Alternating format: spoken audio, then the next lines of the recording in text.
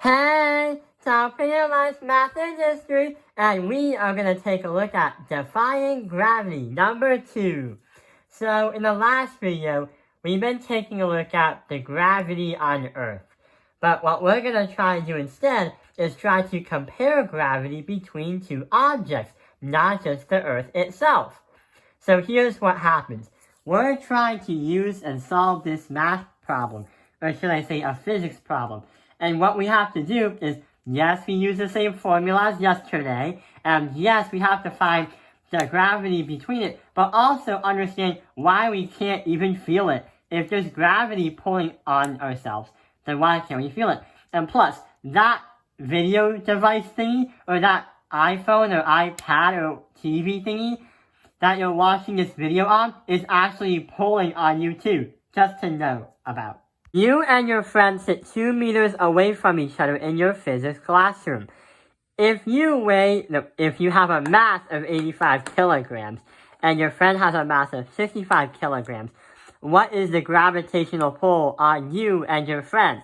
So we know that everything here in the universe has some kind of gravity and also has a pull, like that device you're watching this video with.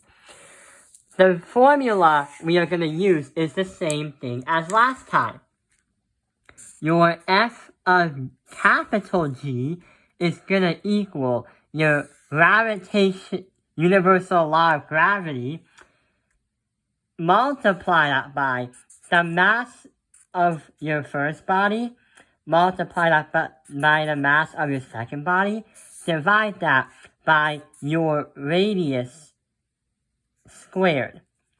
So the radius squared is talking about the distance between the center, like we're measuring from your heart to your friend's heart. So the reason why is F of capital G, not F of lowercase g, because capital G talks about the universal law of gravity. The lowercase g talks about the Earth. And a good way to memorize it is the universe is bigger than the Earth. The Earth is smaller than the universe. So that's why the g has to be bigger when calculating the universe, when Earth is not involved. So what we're going to do is insert this information into that information. So here's what happens. Your F of g is going to equal 6.67 times 10 to the negative 11th. That's your universal gravity number. Then we have to multiply that by our mass 1 is going to be 65 times 85 of mass 2. Divide that by 2 meters squared. And that is basically you and your friend's mass and how far away you guys are in that physics room. So we have to do simple math. And hey, the easy part of this is there's no exponents unless it's this and unless it's that. But that's easy to do, but you'll kind of need a calculator to do that. So we know 2 squared, 2 times 2 itself is 4. Then we have 65 times 85. Divide that by 4.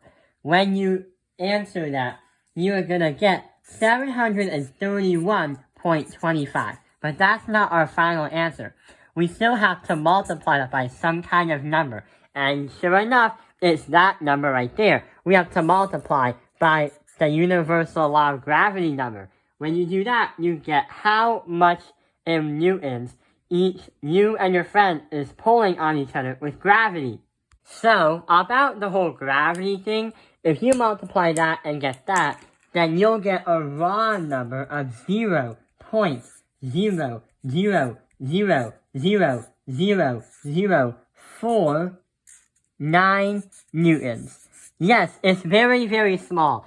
But if your physics or math teacher wanted it to be a more scientific notation, then your answer is going to be 4.877 times 10 to the negative 8th.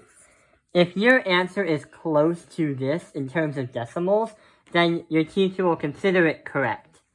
Your answer is going to vary each time you do the problem, and how many decimals you use. But why is it an extremely small number? Well, A, you and your friend don't really have a lot of mass compared to the Earth. And B, we can't feel the mass of each other because we feel the mass of the Earth, which has a stronger gravitational pull. And the crazy thing is, since Earth has a lot more mass, we feel the Earth more than we feel our friend. But one thing that the Earth can't do is feel emotions, which you and your friend can do to help each other out. And I think it's better if you and your friend and other people in that physics classroom help each other out. I hope this video has helped you understand defying gravity number 2. Thank you for watching Top Penalized Math Industry. Like and subscribe.